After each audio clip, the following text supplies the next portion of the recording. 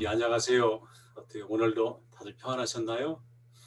예, 셀프 스터디 오늘 우리가 공부할 때는 5과 마태복음 더하기입니다.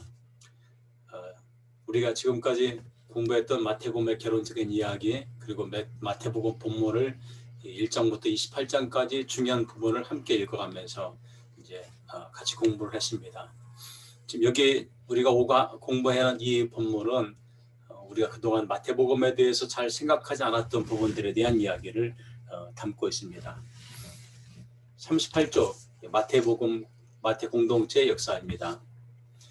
주전 1세기 주전 4년 헤로드 왕이 죽은 직후 팔레스타인에는 민중 공기가 일어났습니다. 그리고 그 폭풍이 막 일어난 그런 상황입니다.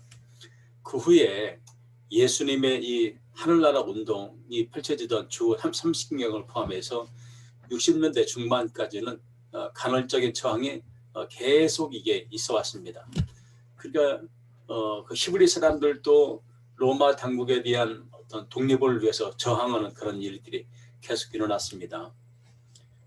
그런데 이 봉기의 적극적인 가담자건 또는 수동적인 가담자건 또는 방광자이건 어쨌든 간에 명백한 친로마 세력의 소수의 귀족을 제외한 모든 히브리인들은 로마 군대의 잔혹한 보복의 위협 아래 놓이게 되었습니다. 왜냐하면 계속 애들이 저항을 하니까 그랬습니다. 팔레스틴 북부의 시리아에는 오래전부터 유대인들이 살고 있었는데 그들 대다수는 아주 절박한 생활을 하고 있었습니다. 그러니까 먹고 사는 문제조차도 간단한 의식주 문제도 해결하기 어려운 그런 상황이었습니다. 주 66년 이후 새로운 이주민들이 로마 군대의 보복을 피해서 다수가 시리아 지역으로 이전하게 됩니다. 그리고 이 피난민들 가운데 당시 대부분은 하층민에 편입이 됩니다. 그리고 시리아의 예수 공동체들도 팔레스틴의 메시아인 예수님을 믿는 공동체 유대인들의 일반적인 운명과 다를 바가 없었습니다. 마태 공동체가 기록된 이 시기는 바로 이러한 역사적으로 상당히 큰 고난의 시기에 이 복음서가 기록되게 되었습니다. 마태복음이 유다적 성격을 강하게 보이고 있는 것은 마태복음서가 팔레스틴에 인접한 시리아 지역을 배경으로 하고 있고 그래서 그 지역을 중심으로 활동하는 예수님의 모습 그리고 그 당시의 제자들이나 또는 제자를 따르는 많은 이들의 이야기를 말해주고 있습니다. 이 복음서가 헬라어로 집필이 되었다는 것은 이 공동체가 도시에 위치했을 가능성이 상당히 높습니다. 그러니까 이들이 시리아 쪽으로 이주했고 시리아의 저 시골이 아니고 이 시리아의 도시 지역에 이들이 있었다는 겁니다. 그래서 마태복음 5장 41절에 보면은 누가 너더러 오리를 가자고 하거든 심리를 같이 가라는 말이 나옵니다. 여기서 가다 이것은 이 국가에 강요되는 강제 노역을 말하는 건데 잠시만요. PPT를 한번 보겠습니다.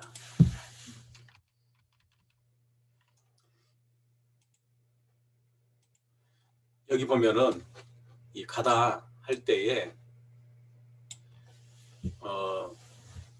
오리는 밀리언입니다. 밀리언. 이거는 헬라어입니다. 그리스어 말입니다. 이것이 영어로는 마일인데 이게 거리를 말하기도 하지만은 로마 군대를 말할 때도 이 밀리언, 마일을 사용했습니다. 이 당시에요.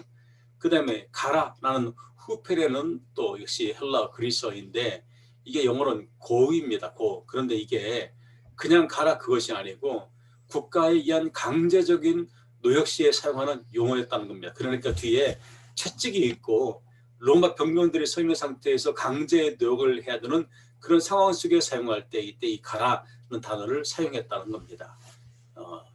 그러므로 5장 41절로 로마 군대에 의해 강요받는 강제 노역이 이들에게 있었다는 것을 알 수가 있다는 거지요. 아홉 번째, 마태 공동체는 회당에서도 박해를 많이 받았습니다.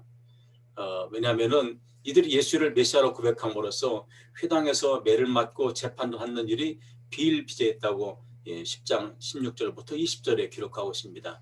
그러니까 이들이 이 당시에는 예루살렘 성전 공동체가 아니고 회당 공동체로 변화가 되는 그런 시기입니다. 그러다 보니까 기독교인들에 대해서는 상당히 큰 박해가 있었고 박해를 받는 기독교인들은 심지어 회당에서도 제대로 존립할 수가 없었다는 안타까운 현실이었습니다. 이러한 사건은 로마에 재정복된 팔레스틴에서 민중 봉기로 와해된 성전 체제 대신에 랍비적 바리새이즘을 바탕으로 하는 회당 체제가 들어서는 80년 전후의 상황과 관계가 있습니다. 그러니까 우리가 마태복음 처음에 개론에서 공부할 때 이미 배웠듯이 이 성전 체제에서 회당 체제 중심으로 바뀌어가면서 이제는 성전 체제를 이끌었던 제사장 중심이 아니고 이제 회당 체제를 이끄는 랍비, 즉 스승들 또는 바리새인들을 중심으로 하는 사회로 변화가 되었다는 겁니다. 자, 이때에 마태 공동체는 무엇을 실천했을까요?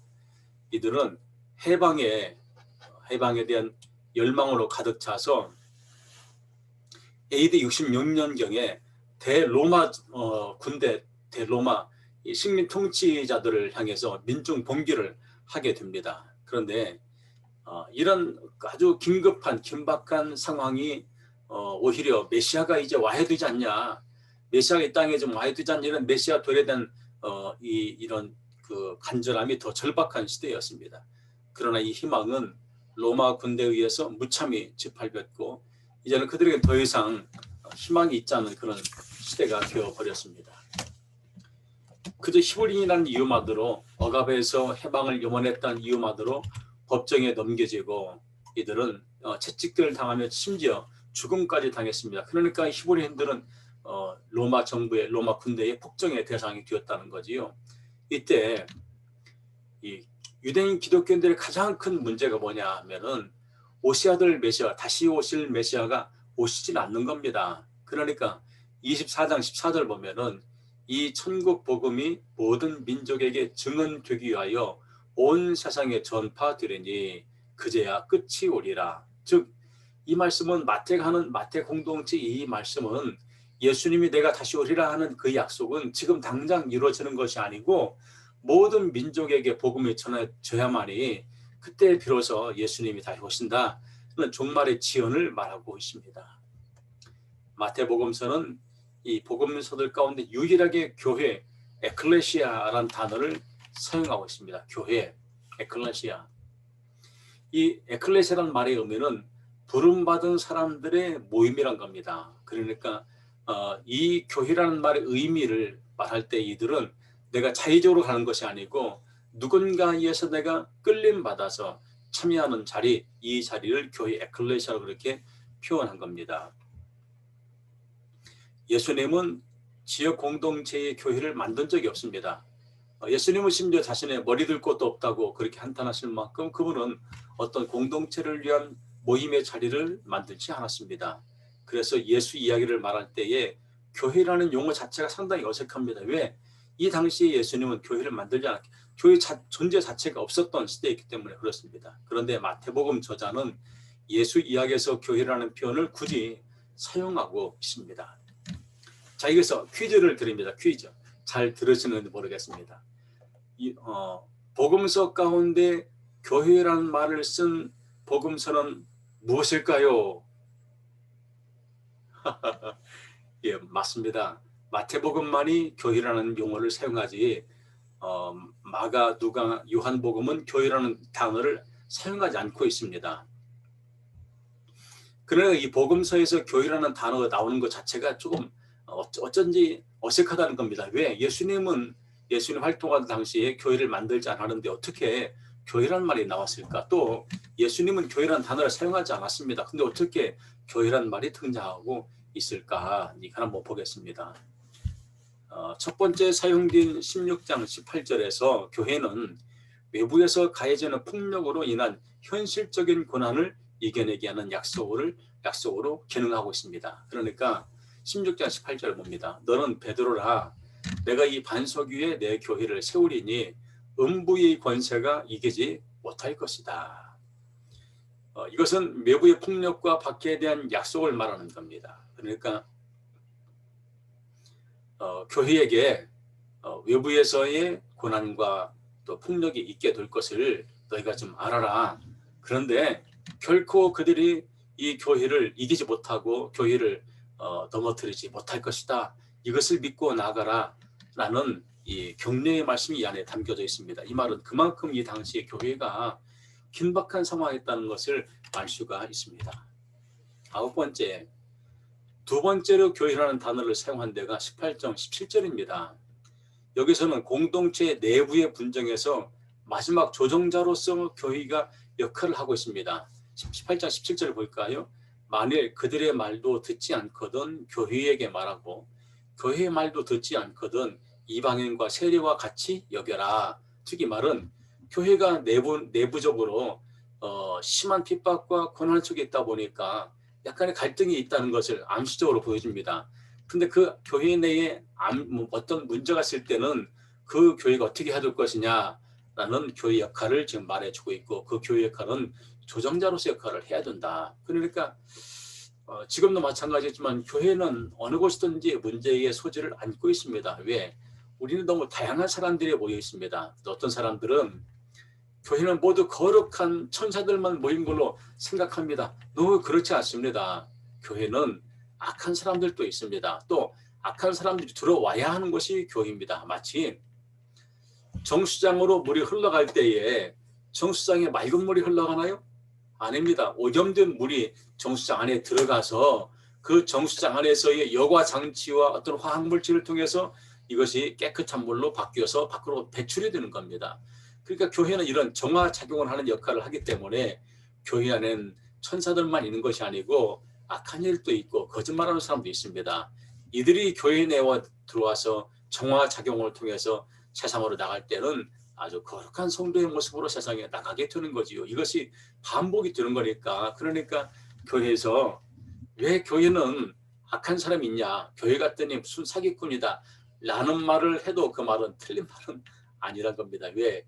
이때 마태 공동체에 있던 당시에도 이렇게 교회 내에 분쟁이 있었건을 지금은 어떠하겠습니까? 그런데 그럴 때 교회가 어떻게 할 것이냐, 조정자, 중재자 역할을 잘 해야 된다는 것을 지금 말해주고 있습니다. 교회 에클레시아, 에클레시아는 두 가지 기능이 있다고 했죠. 16장 18절은 대외적인 기능, 18장 17절은 대내적인 기능.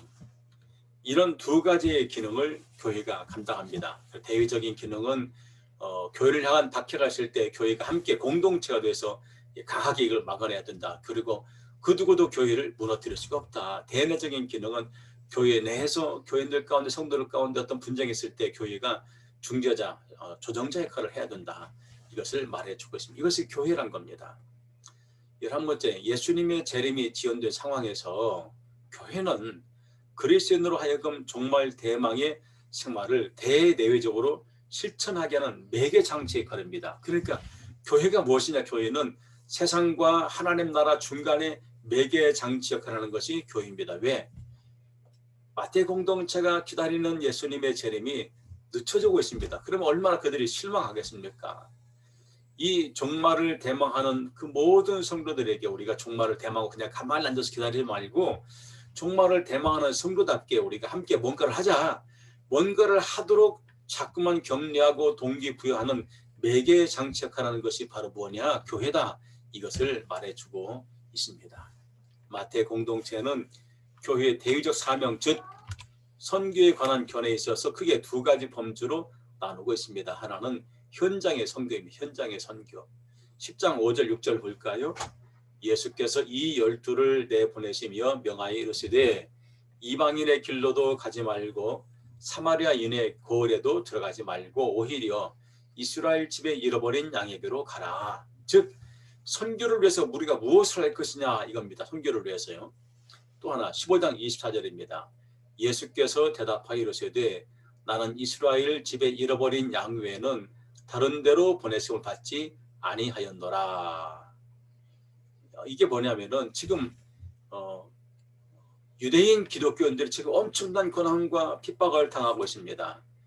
그러니까 이들을 위해서 지금 위로의 말을 주는 겁니다. 예수님이 바로 우리들을 오셨다. 우리를 예수님께서 돌보시는 분이다. 이런 것을 좀 강하게 유대인 기독교인들에게 심어주고 있는 겁니다. 또 하나의 새로이 정착하게 된 새 현장에 대한 주목이 필요합니다. 새 현장. 그 새 현장은 어디냐? 28장 19절 20절입니다. 그러므로 너희는 가서 모든 민족을 제자로 삼아 아버지와 아들과 성령의 이름으로 세례를 베풀고 내가 너희에게 분부한 모든 것을 가르쳐 지키게 하라. 볼지어다 내가 세상 끝날까지 너희와 항상 함께 할 것이다 라고 28장 19절 20절에서 말씀하고 있습니다. 그러니까 이것이 우리에게 준 새로운 헌장이 된 거야. 새로운 헌장. 그 새로운 헌장은 뭐냐 하면은 하나님께서 함께 하시는 자리, 하나님의 은혜가 임하게 드는 자리. 그래서 마태 공동체의 대외적인 사명 또 하나는 이 선교인의 것은 밖을 향한 선교입니다. 그러니까 마태 공동체는 대내적으로 유대인 기독교인들을 결속을 시키고 그들에게 위로하고 힘을 주는 것뿐만 아니고 밖으로 나가서 즉 유대의 밖으로 나가서 세상 끝날까지 함께하는 주님의 복음을 가르쳐라. 세례를 베풀고 가르쳐라. 이것을 말하고 있습니다. 그래서 선교의 두 가지의 범주를 말하고 있습니다. 하나는 내적인 사명, 하나는 대외적인 사명. 이 두 가지를 말하고 있습니다. 우리 셀프 스터디 교재 41페이지 지금 13번 하고 있습니다. 예, 감사합니다. 함께 해주셨어요. 예, 13번입니다. 13번에 하나님의 변혁 행위가 비록 이스라엘에서부터 시작할지라도 전 세계를 대상으로 하는 것입니다. 그러니까 이스라엘뿐만 아니라 바로 이곳 그리고 온 세계 모든 것이 마태 공동체의 선교의 무대가 되는 겁니다. 그러니까 마태 공동체의 선교의 무대는 유대인 기독교인만 아니고 여기부터 시작을 해서 모든 세계가 다 유대인 마태 공동체의 선교의 무대가 된다는 것을 지금 강조하고 있습니다. 14번째요. 모든 민족을 만나 그들에게 66년 유대 백성의 항쟁을 촉발하게 했던 예수님의 메시지를 선포하며 그들이 하나님의 변혁 행위에 동참하도록 고백하게 한다. 이것이 세례입니다. 그리고 그들에게 하나님의 활동을 실천하게 하는 전도와 교육, 즉 가르쳐 지키게 하는 것이 필요하다는 것입니다. 그러므로 마태 공동체의 개정에 들어온 여러 민족의 사람들은 메시아를 통해서 새로운 세상을 열어가는 주체가 될 것이다. 그러니까 누구든지 유대인만 아니고 모든 사람들이 누구든지 교회 안에 들어와서 새로운 선교의 주체가 되어야 된다는 것을 말해 주고 있습니다. 이게 바꿔 말한다면은 지금 유대인 기독교인들이 성전 체제에서 이 회당 체제로 바뀌어가며 그 회당 안에서조차도 이들은 내처점을 당합니다. 그러니까 그 안에 있지를 못합니다. 그리고 그 안에 있으려면 자꾸 박해하고 어려움을 주니까 결국에는 나와야 되는 상황이 되는 거죠. 이것이 이 회당 공동체의 한계점입니다. 그런데 기독교, 즉 교회가 그런 모습을 닮아서는 안 된다는 겁니다. 교회는 포용하고 관용하고 받아들이고 그래서 내부적으로 힘을 얻을 뿐만 아니고 그 내부에서든 힘으로 밖으로 나가서 실천하고 전도하고 교육을 해야 된다. 이것이 마태 공동체가 메시아를 통해 새로운 세계를 열어가는 주체가 될 것을 지금 말해주고 있습니다. 5번째요. 메시아와 더불어 역사의 변혁을 주도할 이들은 혈통적인 이스라엘에 국한되지 않습니다. 그래서 기독교는 민족주의적 메시아 사상을 넘어서며 그 역사 변혁의 주체가 바로 어디냐? 교회다. 그러니까 지금 마태복음에서 2번에 걸쳐서 교회란 단어를 사용한 이유가 뭘까요? 원래 이 당시에는 교회란 단어를 사용해서는 안 되는 상황입니다. 왜? 예수님은 교회를 만들지 않았습니다. 그런데 이 기독교가 출발하기 전에 혈통적 이스라엘이 먼저 있었습니다. 이들은 혈통을 굉장히 중요했습니다. 그래서 그들이 아브라함의 자손인 것을 자랑하고 선민 백성인 것을 자랑합니다. 그런데 기독교는 이것을 넘어야 된다. 뭘 넘냐? 민족주의 메시아 사상을 넘어서야 된다. 지금까지 유대인 기독교인들은 민족주의 메시아 사상에 아직도 물들어 있고 이 한계점을 뛰어넘지 못하니까 우리가 여기서 있어서는 안 된다. 그래서 이 유대인 기독교인들에게 교회의 두 가지의 사명, 대내적인 사명, 대외적인 사명을 말하고 있고 그래서 교회는 궁극적으로 뭘 해야 되냐? 세상을 변화시키는 역사 변혁의 주체가 교회가 되어야 된다. 이것을 말하고 있습니다. 어떻게 지금 우리 교회는 세상을 변화시키는 주체 역할을 하고 있나요? 아니, 저는 그렇게 하고 있다고 장담해서 말씀드릴 수가 있습니다. 자, 그래서 마태복음 8장 11절부터 12절에 보니까 또 너희에게 이르노니 동서로부터 많은 사람이 이르러 아브라함과 이삭과 야곱과 함께 천국에 앉으려니와 그 나라의 본 자손들은 바깥 어두운 데 쫓겨나 거기서 울며 이를 갈게 될 것이다. 즉 이것은 이제는 더 이상 하나님의 나라의 복음의 역사가 민족주의에 갇혀 있어서는 안 된다. 이제는 이것을 벗어나야 된다는 것을 강하게 말씀하고 있는 부분입니다. 이제 예수를 메시아라고 고백하는 새로운 현장 교회는 하늘나라 열쇠를 소유하게 되어서 하늘과 땅의 모든 것을 축복하고 저주할 권한을 갖게 되는 역사적인 주체가 됩니다. 그러니까 제가 지난 시간에 퀴즈로 말씀을 드렸었는데 하나님 예수님이 베드로에게 네 이름은 베드로라, 네 이름 위에 베드로 위에 이 반석 위에 내가 교회를 세우겠다. 그것은 베드로 위에 교회를 세우는 것이 아니고 베드로의 고백 위에다가 교회를 세우겠다. 바로 그것이 교회의 새로운 현장입니다. 새로운 현장. 그래서 교회는 하늘나라 열쇠를 소유하고 있습니다. 하늘나라 열쇠를 소유했다는 말의 의미는 내부적으로 외부적으로 내 안에서 밖에서 우리가 해야 될 모든 사명을 감당하는 의무가 함께 주어져 있다는 겁니다. 그래서 교회는 역사를 이끌어가는 주체의 힘이 교회 안에 있어야 된다는 겁니다. 그러니까 우리가 가능한 교회에서는 다양한 사람들이 모여있지만 함께 포용하고 힘을 합해야 하는 이유가 바로 여기에 있는 거죠. 우리가 힘이 없으면은 역사의 주체가 될 수가 없기 때문에 그렇습니다. 그런 의미에서 본다면은 제가 섬기는 우리 교회는 상당히 역사의 주체가 될 가망성이 많습니다. 왜? 우리는 함께하는 또는 포용하는, 관용하는, 이끌어주는 힘이 아주 강하기 때문에 그렇습니다.